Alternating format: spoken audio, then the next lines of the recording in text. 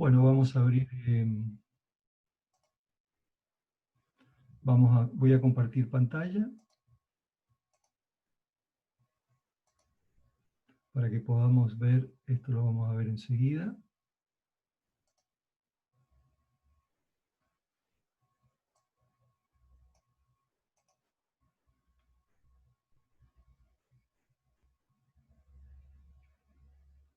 Bueno, ¿están viendo mi pantalla? ¿Sí?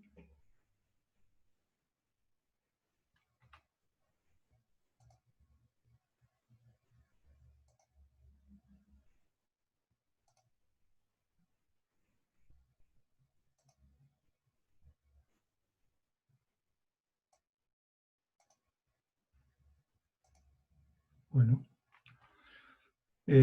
Necesitaría un sí o un no, si están viendo mi pantalla, por favor.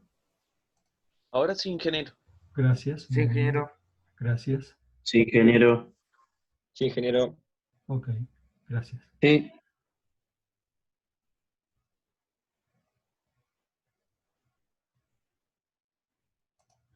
Bueno, vamos a empezar entonces con la unidad temática 2. La unidad temática 2 es lo que está en los apuntes de clase. Espérenme un segundito que no quiero perder todo el espectro del Zoom porque no estoy viendo absolutamente nada. Entonces,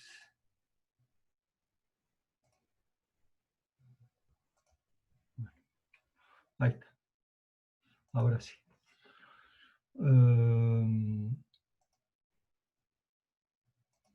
Bueno, como yo les dije, yo no voy a dedicarle mucho tiempo a lo que son las características del hormigón, porque ya les comenté que esto ustedes lo han visto fundamentalmente en la materia correspondiente. Por ejemplo, todo lo que es hormigón, lo han visto tanto en tecnología del hormigón, como también lo han visto en tecnología de los materiales. Y el acero también lo han visto básicamente en tecnología de los materiales. Así es que esta primera parte la vamos a pasar muy rápido, de hecho tampoco nosotros la usamos para el desarrollo de nuestra materia. Y solamente me voy a detener en los aspectos que sí vamos a utilizar en el desarrollo de la materia. No obstante ello, hay una pequeña introducción en la cual fundamentalmente dice cuáles son los componentes del hormigón, entre ellos, evidentemente, el cemento con sus distintas características. Hay desde cemento Portland normal a otros tipos de cemento con otras características. Repito que ustedes lo han visto en tecnología de los materiales. El otro elemento con el cual está conformado el hormigón son los áridos y el agua de amasado. Ahí ustedes después pueden leer con mayor detalle las características de estos componentes. Al hormigón también se les puede agregar aditivos, de acuerdo sea el objetivo. Hay también distintos tipos de aditivos, en los cuales la idea de estos aditivos es que no modifique que modifique las propiedades, yo diría, de consistencia, pero que no modifique las propiedades de resistencia. Y algunas propiedades del hormigón, que también lo vamos a pasar rápido, no viene el caso. Uno es la consistencia, la otra es la trabajabilidad y la tercera la homogeneidad. Acá sí me voy a detener porque es un tema que ustedes van a utilizar fundamentalmente para hacer los análisis de carga. Fíjense que tenemos tres tipos de hormigón. Tenemos el hormigón normal, el hormigón compacto y el hormigón liviano. ¿Ok? Nosotros en nuestra materia vamos a trabajar básicamente con esa característica, que serían el peso específico, en este caso entre 23 y 25 kilonewton por metro cúbico. Es habitual trabajar con 24, pero también podemos trabajar con 25. Los hormigones compactos son generalmente hormigones que se utilizan, por ejemplo, para presas, ¿no es cierto? Y no es nuestro caso. Y no vamos a trabajar con hormigones, nosotros al menos ahora livianos, no vamos a utilizarlo en nuestra materia. Por lo tanto, el que vamos a utilizar es el hormigón normal. Las otras características son capacidad, permeabilidad y resistencia al desgaste.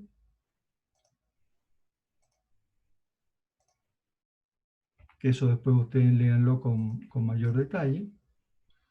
Algunas características respecto a las temperaturas y cuál es el coeficiente de variancia térmica, que eventualmente produce una deformación, que la deformación es habitualmente el coeficiente de dilatancia térmica multiplicado por el gradiente de temperatura. Así que acuérdense que esto también lo han visto en alguna materia, donde la diferencia de temperatura produce un estado de tensión dentro del hormigón. Nosotros no vamos a trabajar con efectos de temperatura, así que no se preocupen. Acá sí me voy a detener un segundito en resistencia del hormigón.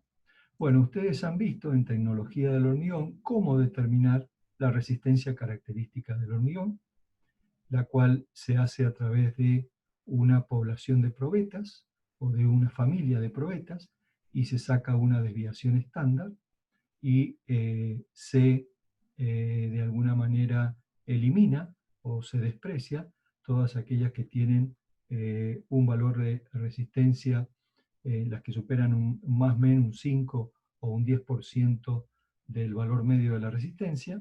Así que bueno, ustedes eso ya lo han visto, cómo determinar la resistencia del hormigón, que es la resistencia a compresión, la cual evidentemente se hace en probetas de diámetro 15 centímetros y de altura 30 centímetros. También se pueden hacer en probetas de otras dimensiones que están normalizadas fundamentalmente por las normas IRA. Acuérdense, esto también lo han visto en tecnología del hormigón, los dos modos de fabricación del hormigón. El modo 1 es aquel hormigón que se fabrica en planta y el modo 2 es el que no cumple las condiciones del modo 1. ¿Por qué es importante estos modos ahora, o al menos han tomado relevancia en los últimos años? La Municipalidad de la capital les exige a ustedes de que cualquier colado que realicen de hormigón en la obra tienen que presentar una constancia de la resistencia especificada. Es decir, y eso depende mucho si el hormigón ha sido fabricado en sala 1, perdón, en modo 1 o en modo 2. Retomen allí, les aconsejo ir a leer lo que ya tienen de tecnología del hormigón, donde allí hablaba con claridad el modo 1 y el modo 2. Ahora, ¿cuál es el tema? Los hormigones tienen una variación que tiene esta forma, les pido que presten atención a estas formas, en el cual tenemos un valor de deformación y un valor de tensión. Entonces, por supuesto que hay hormigones más resistentes, hay hormigones menos resistentes y hay hormigones con más ductilidad o menos ductilidad. Pero no importa, la forma de la curva es una curva que tiene este seguimiento realizado y obtenido a través de ensayos. ¿Cómo se denominan los hormigones? Se denominan con la letra H, que quiere decir hormigón, seguido por un número que es su resistencia especificada a compresión.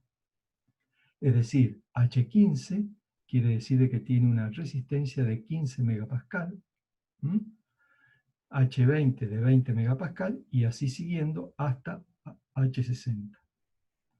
Presten atención también que el hormigón de menor calidad para hormigón armado es el H20.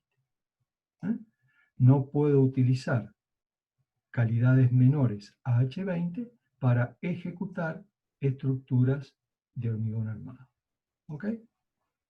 Ese sería uno de los objetivos fundamentales. De ahí en más, pueden utilizar cualquier otro tipo de hormigón que esté especificado en tabla.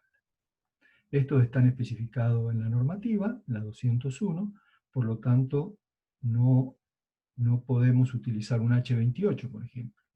O usamos un H25 o un H30. No podemos usar un H33. O usamos un H30 o usamos un H35. Bueno, Siguiendo con las características del hormigón, en algunos casos vamos a necesitar también definir una resistencia a tracción. En todos los casos, la resistencia a tracción se realiza con los ensayos que ustedes ya vieron en tecnología del hormigón, pero en todos los casos la resistencia a tracción es un cierto porcentaje de la resistencia a compresión. Entonces, por ejemplo, la resistencia a flexotracción está entre el 0,66 a 1 de la raíz cuadrada de F'C, siendo F'C la resistencia, como está acá especificado, no me detuve allí, pero supongo que ustedes lo han leído, ahí está especificado, es la resistencia especificada a compresión. La vamos a designar con la letra F, ¿sí? F'C. F' porque el prima estaría indicando que es una compresión. Y las de tracción no llevan el prima y llevan otro subíndice. Entonces, las resistencias a tracción las hacemos en función, o es un parámetro, o es una constante, en función de la resistencia a compresión del hormigón.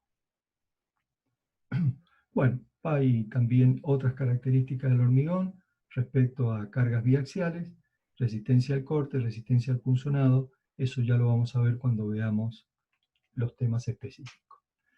Hay una unidad temática también que estudiamos las deformaciones en el hormigón. Fundamentalmente hay dos tipos de deformaciones, unas referidas a factores que son independientes de la carga, como son la retracción y efectos de temperatura. Repito e insisto que ustedes lo han visto en tecnología del hormigón. Y están las demás deformaciones que sí dependen de las cargas, y entre ellas se caracterizan las deformaciones elásticas y las deformaciones inelásticas. Las deformaciones elásticas son las que se aplican o las que aparecen inmediatamente después de aplicadas las cargas, y las inelásticas son las que aparecen superado las deformaciones elásticas. Bien, uno de los parámetros que es importante es el módulo elástico del hormigón. Es una ecuación empírica que da el reglamento y se determina de esta manera. El módulo elástico es 4700, es una constante, es siempre la misma constante, por la raíz cuadrada de F'C. ¿Ok? Entonces, estos valores surgen de ensayos, donde se hace un ensayo, repito, de carga de formación. Se hace un primer ciclo de carga que es 1/3 hasta 1/3 de la tensión característica de compresión, y después finalmente se lleva a rotura.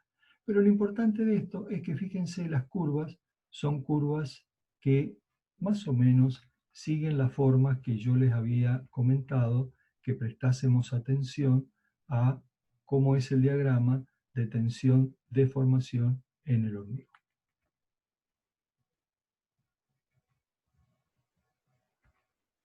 Volvemos entonces a esa transparencia. Entonces, este valor lo van a manejar ustedes con mucha frecuencia para poder determinar el módulo resistente, el módulo elástico, en el cual evidentemente ese módulo elástico depende del tipo de hormigón. Si ustedes usan un H25, acá tendrán que poner raíz cuadrada de 25, si usan un H30, raíz cuadrada de 30. Por lo tanto, el módulo elástico es función de la calidad del hormigón que ustedes están determinando. Y después, bueno, el reglamento también determina cómo determinar la deformación inelástica o la deformación última en el hormigón, que es cuando se agota la capacidad resistente que tiene el hormigón. Este ciclo de carga y descarga es el que le comentaba en esta parte del diagrama, y después se lleva hasta completar la rotura. Pero estos son ensayos que... Ahora, este también me voy a detener un segundito porque de alguna manera es un tema nuevo, que en algunos casos lo vamos a utilizar en algunos temas de la materia. Y vuelvo a ese esquema de tensiones de formaciones. Acuérdense los diagramas de un ensayo experimental, cómo variaban las tensiones en función de las deformaciones. Ahora bien, esos ensayos, que son de laboratorio, están representados en lo que se llaman leyes constitutivas del hormigón. Hay distintos autores en las cuales proponen distintas leyes constitutivas. Por ejemplo, este autor propone 3 tramos lineales en el cual se representa el comportamiento del hormigón. Este autor representa un tramo parabólico y un tramo el plástico perfectamente lineal. Este autor, a través de 2 rectas lineales, representa el comportamiento del hormigón. Y así podemos encontrar muchísimos autores. Por ejemplo, este autor es Chan, que lo establece a través de una parábola y 2 rectas, y así siguiendo pueden ustedes encontrar una infinidad de líneas o de leyes constitutivas. Nosotros en particular vamos a trabajar con esta ley constitutiva, en el cual prácticamente hay una variación parabólica hasta el 2 por 1000. Esto que está acá, bueno, hay una, no lo voy a poner, este sería el F'C. Ahí está con la denominación del código anterior. Y después vamos a trabajar con un comportamiento, yo diría, plástico lineal. Estas son las curvas que ustedes pueden obtener de ensayos de laboratorio. Entonces, fíjense que acá nosotros vamos a trabajar con una curva que puede tener esta variación hasta más o menos el 2 por 1000, y después de ahí vamos a suponer de que el hormigón tiene un comportamiento plástico hasta el 3,5 por 1000. Entonces, la deformación de fluencia es el 2 por 1000, y la deformación última que me permite el reglamento es de 3,5 por 1000. Entonces, la ley constitutiva, repito, va a ser un diagrama de este tipo: deformación de fluencia del 2 por 1000, deformación última del 3,5 por 1000. Hay reglamentos que permiten este valor, llegan hasta 4, 4,5 por 1000, pero bueno, esos países tienen o pueden producir hormigones de mejor calidad que los nuestros. Pero bueno, no es solo esta ley constitutiva la que podemos encontrar. Dependiendo del problema que yo quiero resolver, puedo tener otras leyes constitutivas. Por ejemplo, una de las más conocidas es la de Ken y Parr, en la cual, fíjense, Ken y Parr tienen 2 curvas, una que es parabólica y después lineal, para un hormigón no confinado, ¿sí? Y después tienen una segunda curva, ¿okay?, para un hormigón confinado. Entonces, si ustedes están trabajando, se acuerdan que vimos la clase pasada cómo era la forma. Los hormigones confinados son aquellos hormigones que generalmente tienen una gran densidad de armadura transversal. En cambio, los hormigones no confinados son los que habitualmente vamos a tratar en esta materia. Los hormigones confinados ustedes lo van a ver en análisis estructural 2. Pero veamos un poquito, fíjense. Si yo quisiera, en última instancia, o si yo tuviera otro tipo de ley constitutiva, yo podría determinar el estado tensional en función de la deformación que tiene el hormigón. Entonces, bueno, yo los hice en borrador, no alcancé a pasarlos, pero ahora podríamos, en todo caso, pasarlos.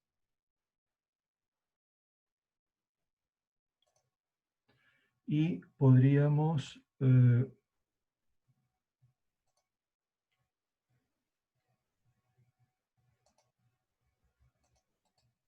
ya voy a compartir nuevamente, un segundito.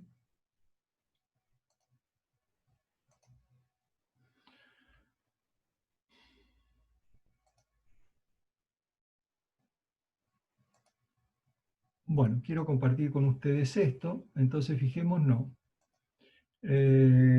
¿Cómo podrían ustedes determinar? Voy a hacer solamente la de Ken y Parr. Están viendo mi pantalla, ¿no?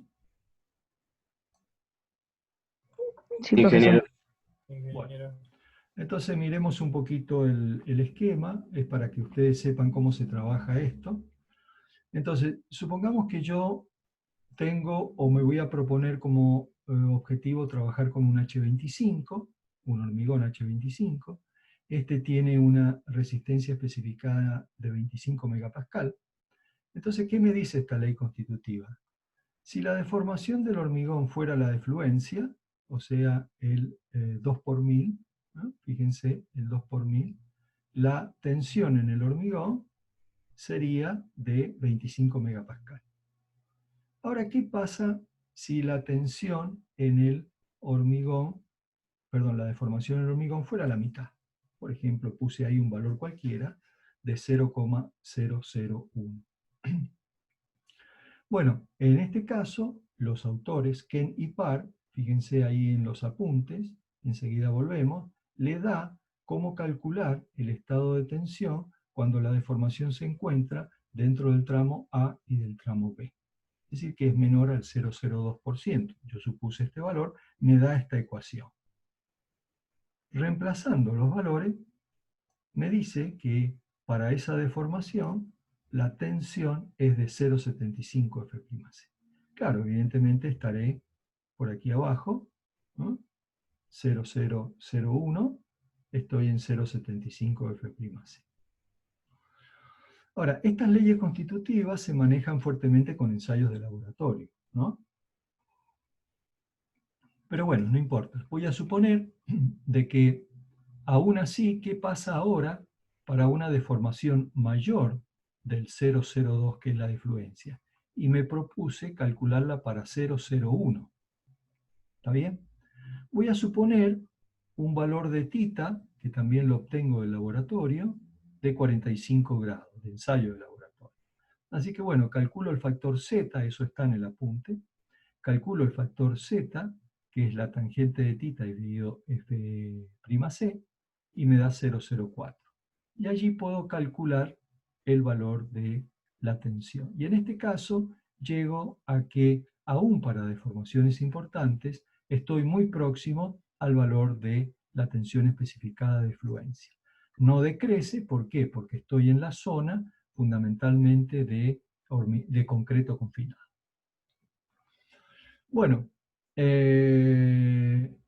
vuelvo, la de Honestan se las debo para otro momento, los estaba pasando en limpio, pero es exactamente lo mismo, no hay mucho que hay que perder con eso.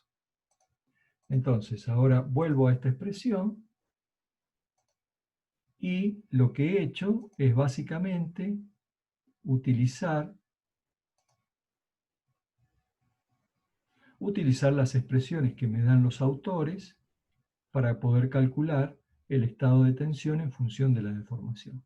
Lo mismo pasa con este autor, Honestan, en el cual también en el eje de las ordenadas le da la deformación de fluencia en función de la tensión máxima especificada del hormigón y en función del módulo elástico.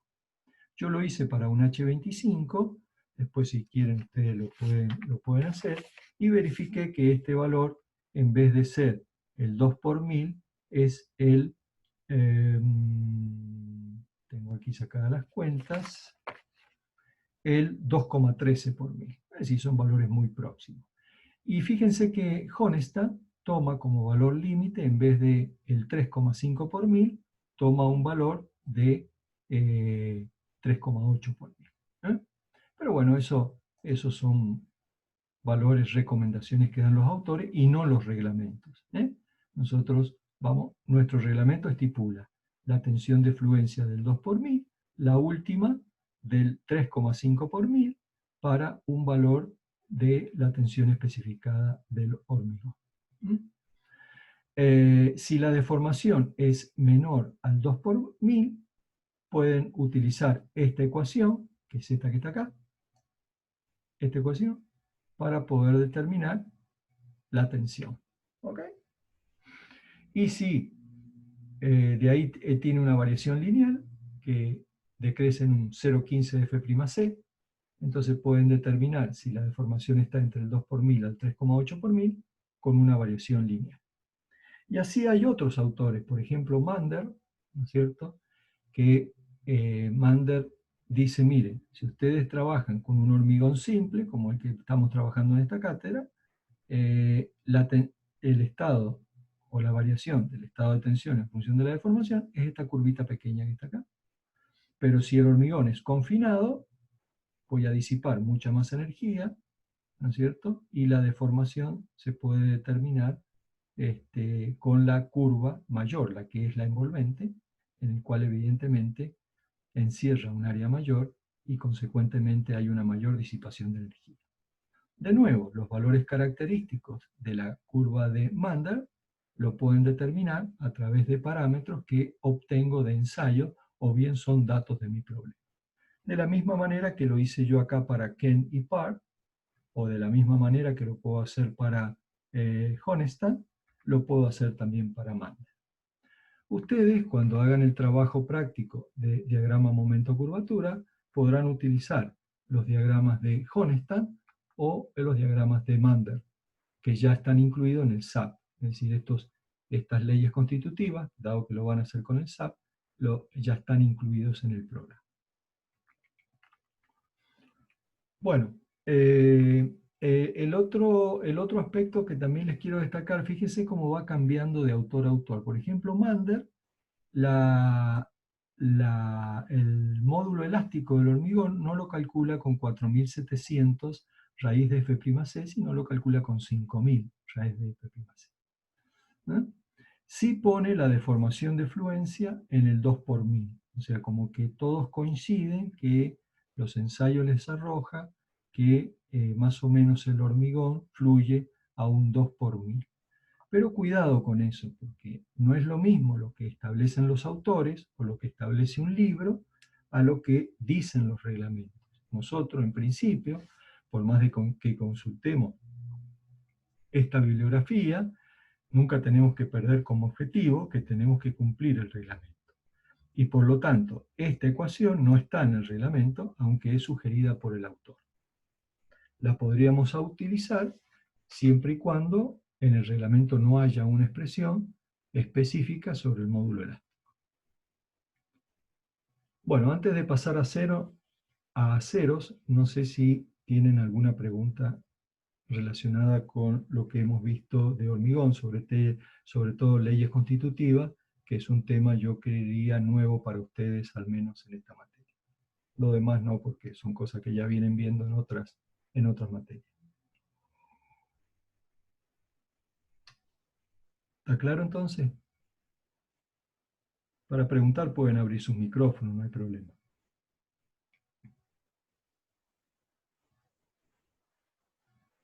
Bueno, ok. Quiero insistir entonces que nosotros vamos a utilizar esta ley constitutiva,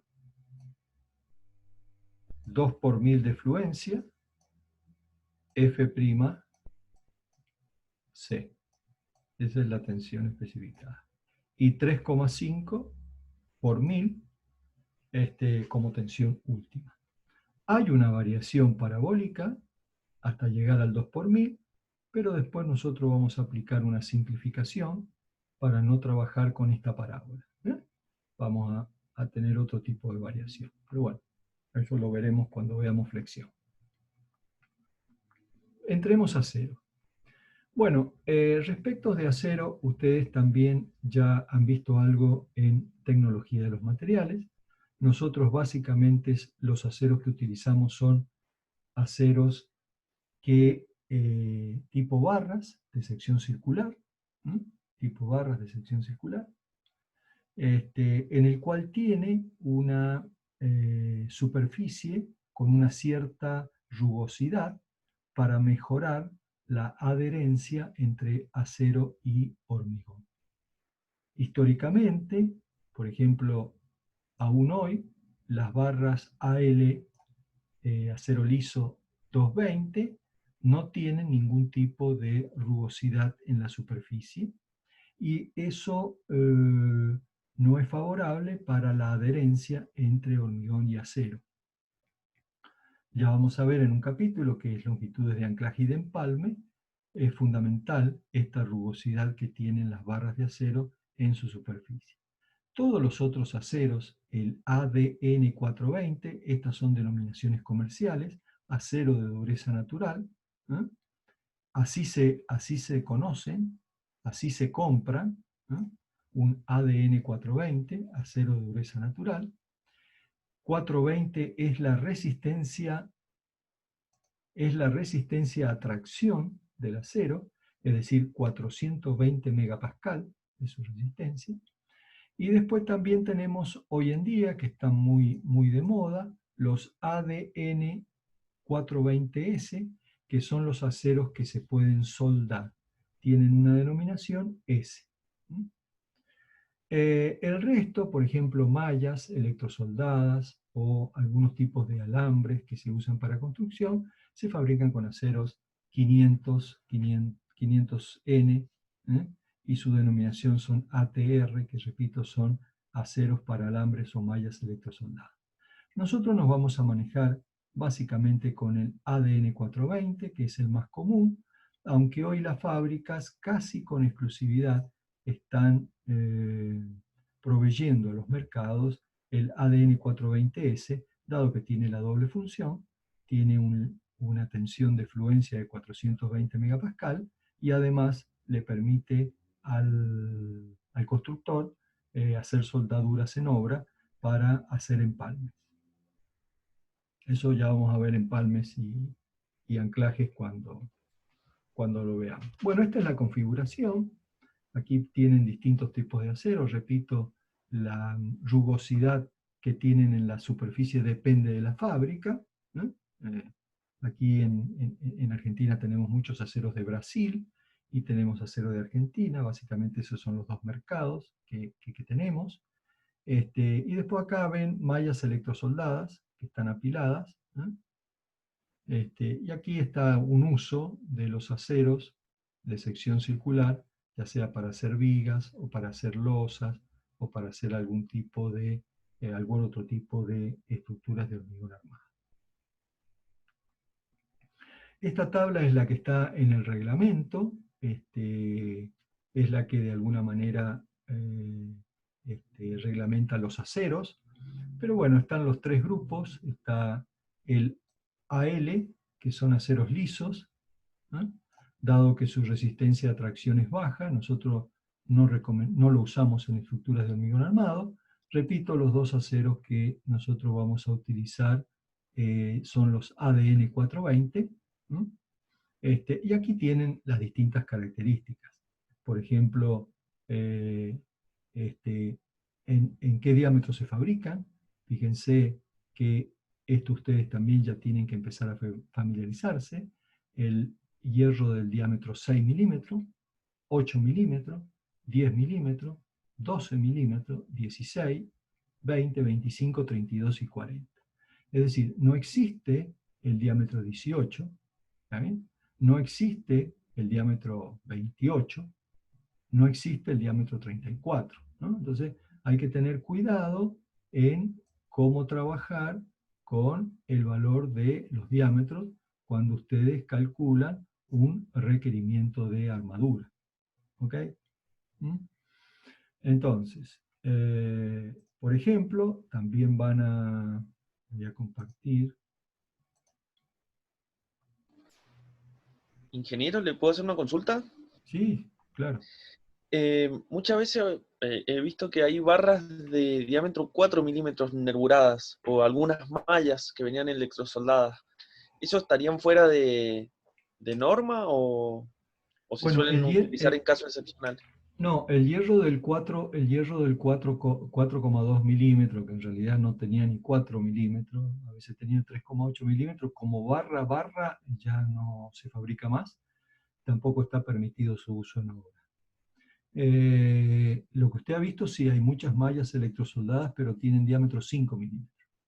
Sí, esas también se pueden utilizar, pero la barra del 4,2 ya no. Es decir, ni siquiera está reglamentada por el código. No sé si se contesta. Perfecto, gracias. Bueno, cada barra tiene su área. Por ejemplo, el diámetro 6 milímetros tiene un área de 0,28 centímetros cuadrados. ¿No? No es necesario que se la acuerden de memoria, yo me la acuerdo porque las uso todos los días. Por ejemplo, esto después la cátedra les va a dar a ustedes una tablita donde están estos valores, 0,5, bueno, son todos centímetros cuadrados. El DB10 tiene un área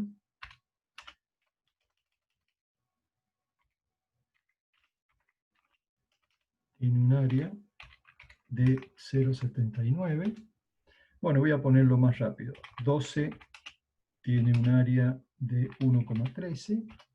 El 16 tiene un área de 2 centímetros cuadrados. El 20 de 3,14 centímetros cuadrados. El 25 tiene un área,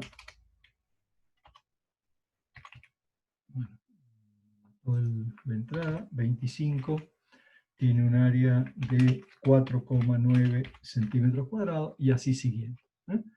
No es necesario que se las acuerden de memoria. La cátedra... Profe, ¿Sí? ¿no sería como sacar el área como pi por radio al cuadrado? Lo mismo, exactamente. Ah, Sí, lo puedo hacer. Pi por radio cuadrado. O pi por diámetro cuadrado sobre 4. Pero usted imagínese que si usted tiene que calcular en un edificio 100 vigas, no puede estar calculando el área de cada barrita, ¿sí? Entonces la cátedra le va a dar una tablita donde ustedes dicen, bueno, el hierro del 6 tiene tal área, el hierro del... Y después le va a dar otra tabla de las áreas que tienen las barras por ancho, por 1 metro de ancho. O sea, si yo voy a poner, por ejemplo, un hierro del 6 cada 15, en 1 metro les va a dar también una determinada área. Pero bueno, esto es importante que ustedes lo vayan manejando, lo van a manejar a través de tablas. Bien. De nuevo, fíjense cómo es la variación de un diagrama de tensiones en función de la deformación. Entonces, estos son los aceros AL420, que si bien tienen menor resistencia, tienen una gran ductilidad. ¿Sí? Y estos son los aceros ADN 420, que si bien no tienen una buena ductilidad como el AL220, ¿sí? Pero tienen por supuesto, una mayor resistencia, ¿no? Una mayor resistencia, y en definitiva, la ductilidad tampoco es despreciable. Así que bueno, también cada acero, dependiendo de sus características físicas, químicas, tiene su diagrama tensión-deformación. Por lo tanto, nosotros aquí vamos a ver cuál es la ley constitutiva que vamos a trabajar. También aquí muchos autores representan estos ensayos de laboratorio a través de lo que se llama ley constitutiva. Cualquiera sea el tipo de acero, el módulo elástico que define el reglamento son 200.000 megapascales. Así que desde ese punto de vista, no hay un valor de módulo elástico que varíe como lo era el hormigón. El hormigón, en función del tipo de hormigón, variaba el módulo elástico. Aquí realmente el módulo elástico para el acero es siempre 200.000 megapascales. Bueno, algunas características del acero, que eso no vamos a entrar ahora en detalle, tampoco lo vamos a usar, pero bueno, léanlo cuando tengan tiempo. Entonces, estos ensayos de laboratorio, ¿okay? Están representados a través de leyes constitutivas, en los cuales evidentemente cada autor lo representa de una manera distinta. ¿Okay? Por ejemplo, entonces, estas son curvas clásicas de esfuerzos de tracción en barras de acero, que, a ver, es el clásico ensayo que ustedes vieron en tecnología de los materiales para barras solicitadas a tracción, ¿no? Ese ensayo es como el es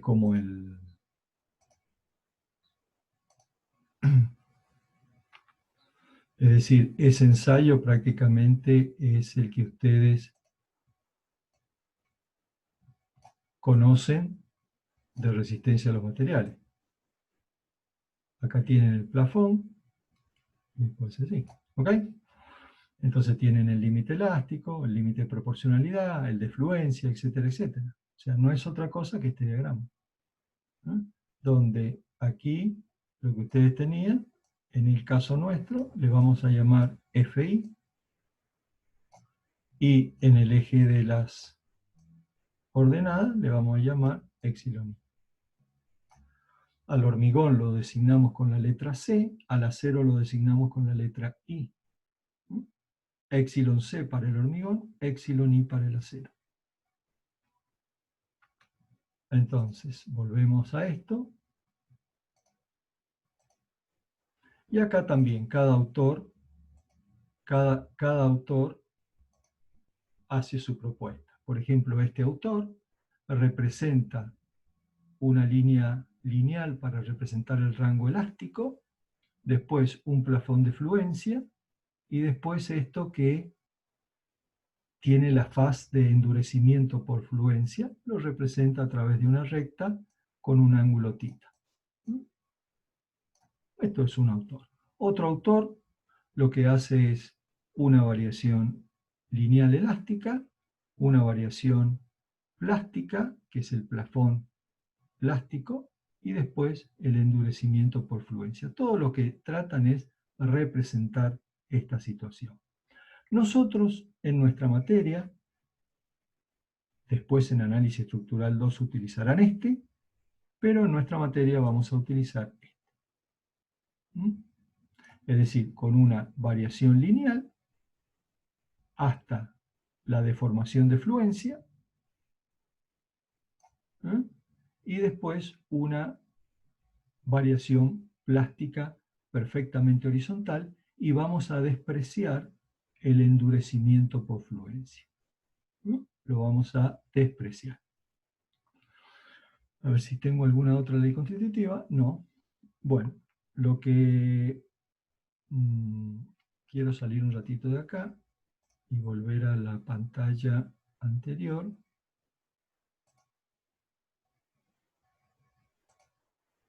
A la pizarra.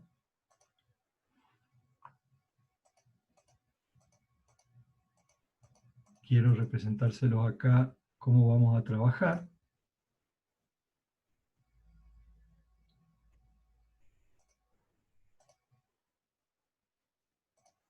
Entonces, nosotros vamos a trabajar con una ley constitutiva, que es aproximadamente esta. Sobre el eje vertical vamos a poner el FY o FI, y aquí vamos a poner la deformación epsilon I. Vamos a trabajar con una ley constitutiva para el acero, de así, donde para una deformación del 2 por 1000, bueno, a ver, voy a borrar eso porque eso no me gustó.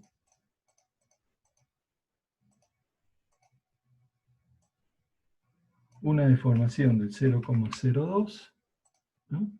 Voy a obtener aquí la tensión de fluencia. Ingeniero, le hago una pregunta. ¿Sí? ¿El primer tramo es parabólico o es lineal? Lineal. Es lineal. Ahora volvemos, no quiero salir de esta pantalla, en función de su pregunta, enseguida vuelvo. Entonces, del 2 por 1000, y vamos a considerar, no como deformación última, pero para una deformación de mayor al 5 por 1000,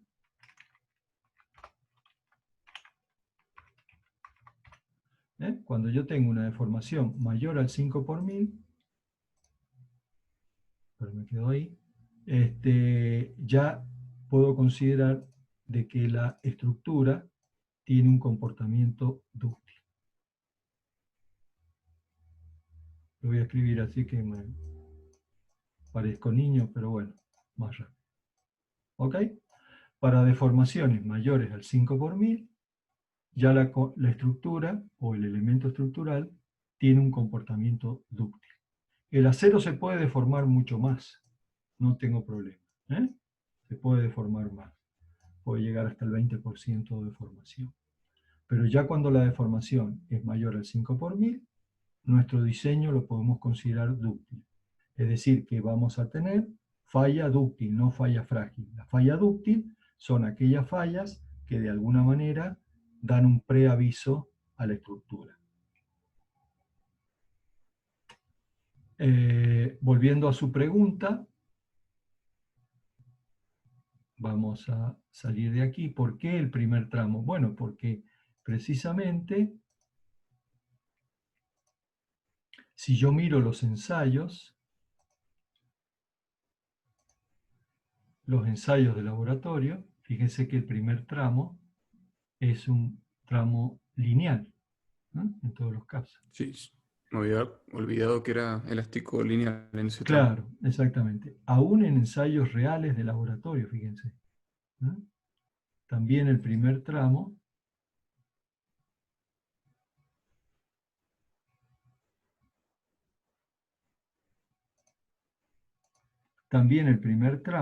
es un tramo recto, ¿no? Y las deformaciones de fluencia son muy pequeñitas. Fíjense que acá estamos en el 2%. Nosotros estamos hablando del 2 por 1000, ¿no? Estamos ahí, muy pegaditos. Porque las deformaciones son muy pequeñas, a partir del cual el acero empieza a fluir, ¿no? Estaríamos por ahí. Más o menos, todos fluyen más o menos a la misma altura, ¿no? Así que bueno, la ley constitutiva que nosotros vamos a utilizar es una ley constitutiva que tiene esta forma, con dos puntos característicos prácticamente: la deformación de fluencia, que es el 2 por 1000, y la tensión de fluencia en el acero, que si es un ADN 420, es de 420 megapascal. Así que no hay mucho más para el acero que lo que le acabo de mencionar.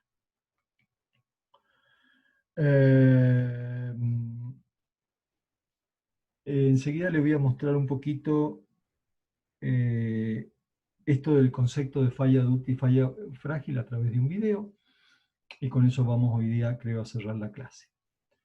Lo importante de esto nos da lugar, ya conociendo las leyes constitutivas del hormigón y del acero, ¿no? Nos estaría dando a nosotros material para poder incursionar en el diseño de elementos flexionados a hormigón.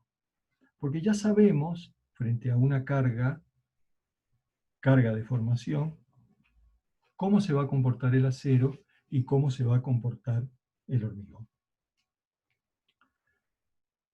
Esa introducción se hace a partir de la siguiente manera. En realidad, el hormigón no se comporta por su lado, ni el acero se comporta por su lado. De hecho, estamos hablando de un único material, que es hormigón armado. El hormigón armado, así como el acero, tiene su propia teoría en función de los mecanismos de colapso o mecanismos de falla.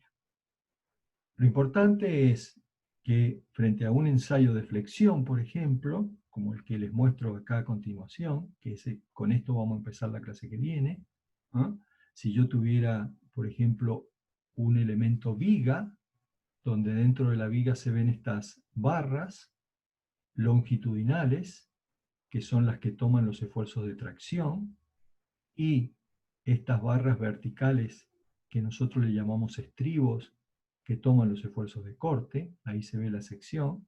Este es un estribo abierto, ya vamos a ver cuando veamos corte este efecto. Bueno, dentro de la viga uno puede encontrar, de acuerdo sea el nivel de daño, zonas con fisuras y zonas sin fisuras. Entonces, al estado 1 le llamamos a la zona de tracción del hormigón, que que no se encuentra fisurada, es decir, el hormigón está absorbiendo tracción.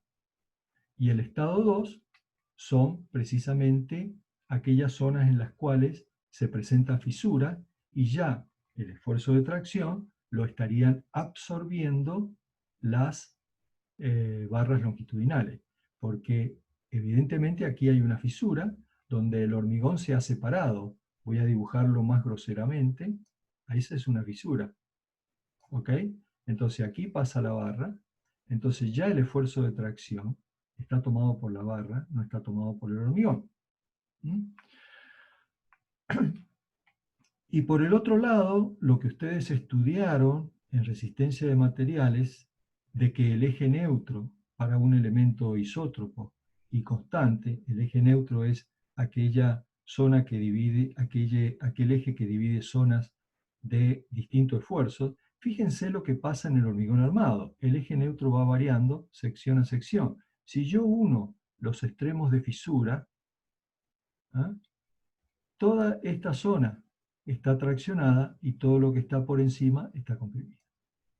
Entonces, la teoría del hormigón armado tiene una teoría especial que por supuesto no responde a la teoría que ustedes han visto en resistencia de materiales sobre materiales homogéneos y materiales isótropos. Esta es una de las diferencias. El hormigón ya, fíjense que acá entonces en estado 2, entonces encontramos estado 1, zonas del hormigón no fisurado, y estado 2, zonas del hormigón fisurado. Este comportamiento que está aquí debería ser ya el comportamiento próximo al colapso de la estructura. Vamos a ver algunos videos en la clase que viene relacionadas con esta problemática, para que ustedes vean cuáles son cómo se van manifestando. El otro aspecto que les quiero llamar la atención y que ustedes ya de a poquito tienen que ir incorporando en su conocimiento es que, fíjense, las primeras fisuras que aparecen en la viga son fisuras verticales. Cuando la fisura es vertical, precisamente son fisuras debido a flexión.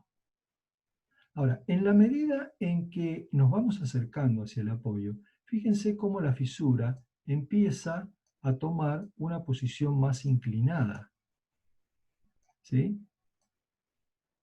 respecto a las que están en la zona central. Esto es porque ustedes también lo saben, en la zona de los apoyos, los esfuerzos de corte son mayores.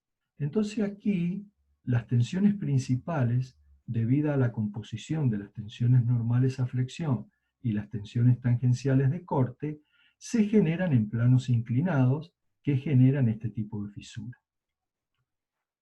Cuando ustedes estudiaron el famoso cubito elemental, bueno, el cubito elemental para nosotros va a estar ahí. Ese es el cubito elemental y esa es la tensión que me está produciendo la fisura.